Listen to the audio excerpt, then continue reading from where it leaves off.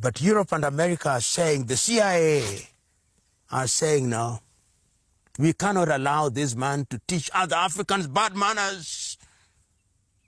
Africa must remain in control. So what do?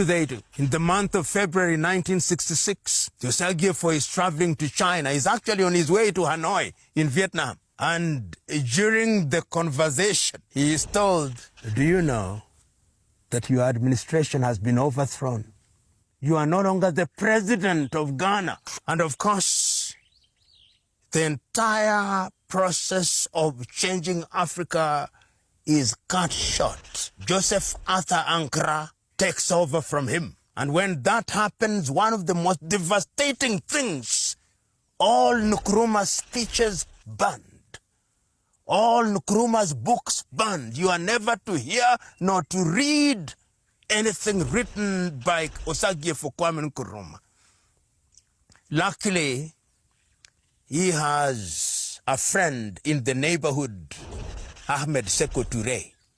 So he comes back, and he is in Guinea, in Conakry, and Ahmed Sékou Touré announces to the world that Nkrumah is now the co-president of Guinea. So Nkrumah stays in that space, agonizing, as he sees what is happening in the neighborhood. Of course, the coup is in 1966. There is an attempt in 1967 to have a counter coup, and in 1966, and one of the people who are killed during that is Kwasi Kotoka. And if you go to Ghana, the airport is actually named for Kwasi Kotoka, the Kotoka Airport. After that, of course, in 1969, we have General Kwasi Afrifa. Coups become the order of the day in Ghana because Nkrumah has gone. And the Nkrumah legacy remains alive.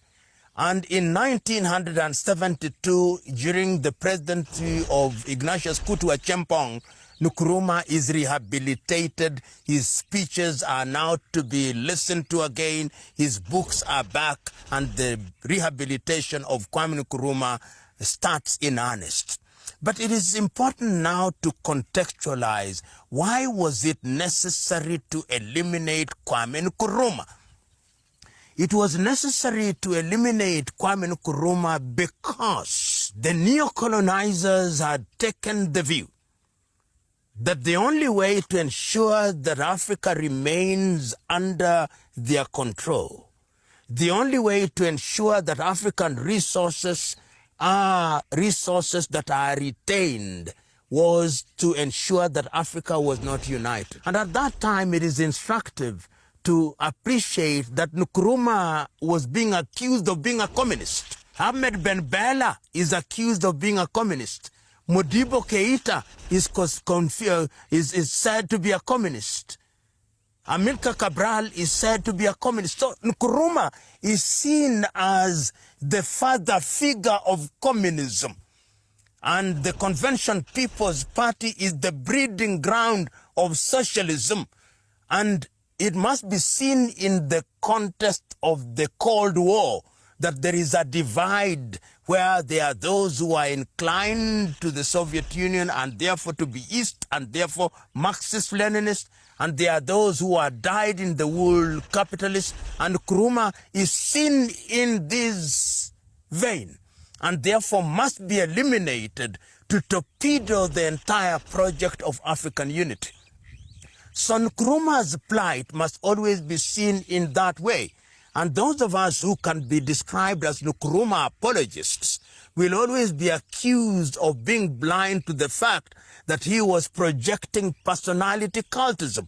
And I don't think so. My own view was Nkrumah's dedication, conviction, and enthusiasm entailed personal sacrifice.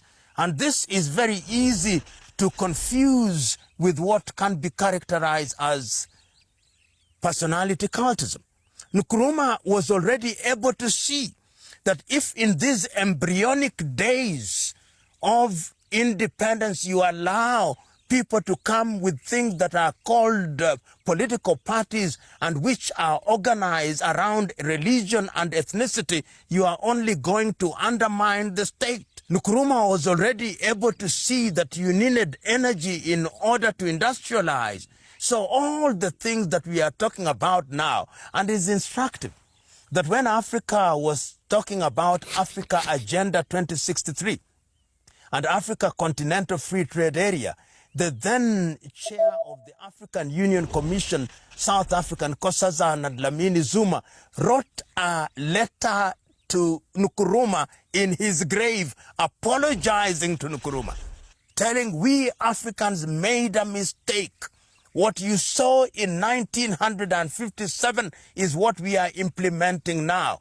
And that is why they say Nkrumah never dies. The Osagyefo never dies, because his ideas are alive today and as relevant today as they were on the 6th day of March 1957, when he said the independence of Ghana means nothing until Africa is united. That is the Osagyefo Kwame Nkrumah. Ladies and gentlemen, Africa, something new always come out of it.